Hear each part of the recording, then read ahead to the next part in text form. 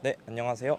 저는 상지대학교 산림과학 전공 학생회장을 맡고 있는 17학번 심홍준이라고 합니다.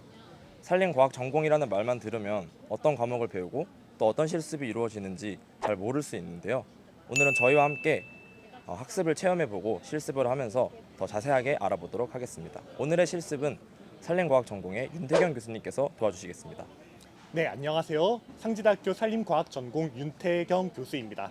오늘 저와 함께 숲과 나무에 대해서 직접 체험을 해보면서 공부를 해보도록 하죠. 자, 저와 함께 출발해 봅시다. 출발!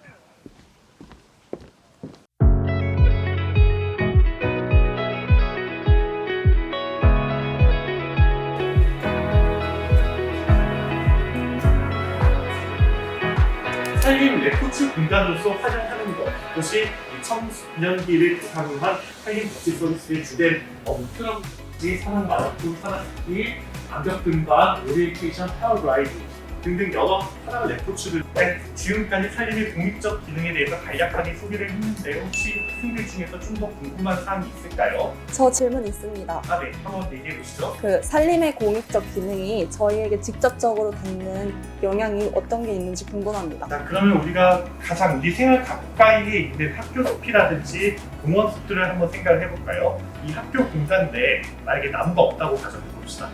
어떤 공간이 될까요? 되게 생각할 것 같지 않아요? 네. 그렇지만 우리가 알게 모르게 나무를 통해서 정신적인 교환을 얻고 있습니다. 즉, 이 공간 안에 녹색이라고 하는 물체가 있는 것과 녹색이 없이 회색, 흑빛, 인위적인 물체로 있는 것 사이에 상당히 우리가 심리적인 경험의 차이가 상당히 클 것입니다. 즉, 우리가 산림이라고 하는 것이 다음과 같이 산림의 경관이라든지 산림의 치유라고 하는 측면에서 상당히 많은 복지 서비스를 제공한다고 볼 수가 있겠죠. 산림 복지 서비스 혹은 공익적 기능에 대해서도 공부를 했으니까 그 다음에 좀 나무에 대해서 알아보도록 합시다. 오늘은 좀 특별하게 소나무, 잣나무의 부가와 씨앗을 준비를 해봤습니다. 자, 여기 보이는 것은 오늘 아침에 채취한 무슨 나무죠?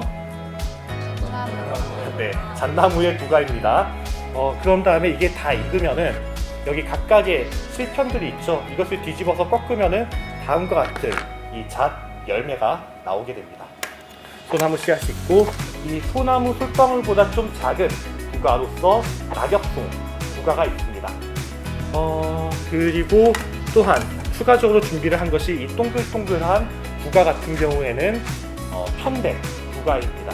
자, 그래서 이 결국에는 나무의 시작을 씨앗에서부터 시작하기 때문에 그래서 오늘은 한번 씨앗을 발화 실험을 해보고자 합니다. 네.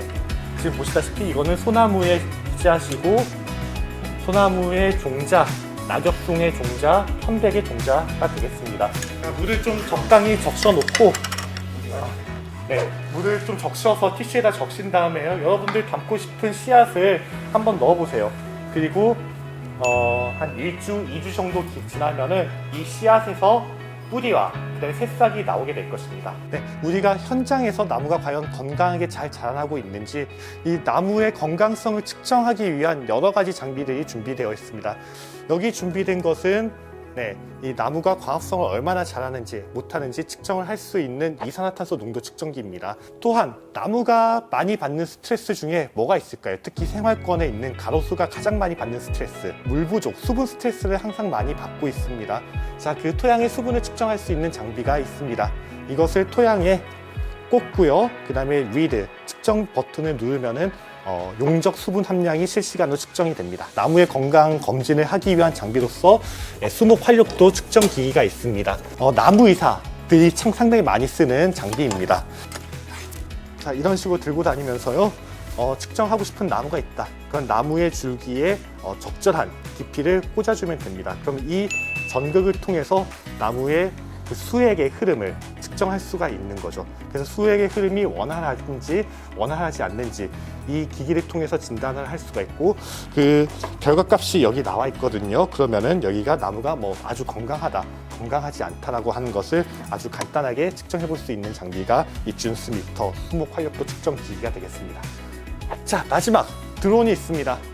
특히 우리가 앞으로 4차 산업혁명, 스마트 산림 관리를 위해서 많이 활용될 것으로 예상되는 것이 드론입니다.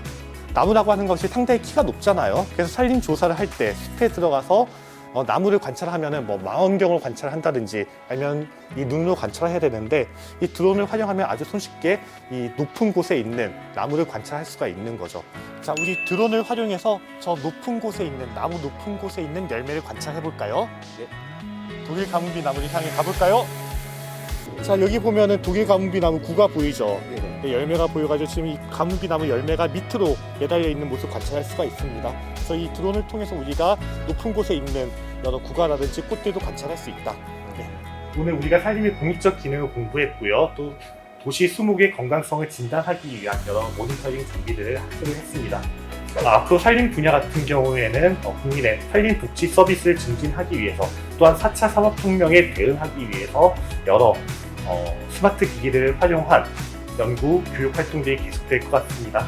그래서 우리 산림과학과에서는 여러분들이 경쟁력을 가지고 산림 분야에 진출할 수 있도록 여러 다양한 최신 4차 기술들을 접목한 교육 연구를 할 것입니다. 자, 여러분들 오늘 수업 수고 많았습니다. 수업 내일까지 하겠습니다.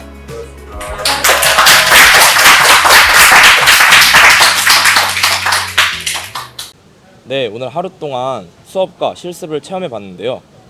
산림과학을 전공하고 있는 저로서는 굉장히 자긍심이 느껴집니다. 안 그런가요? 네, 맞습니다. 오늘 하루 열의 있게 강의해 주신 윤태경 교수님께 박수 부탁드립니다. 네, 여러분들과 같이 산림과학 전공에서 열정 있게 즐겁게 행복하게 공부했으면 좋겠습니다. 열정 살림 열정!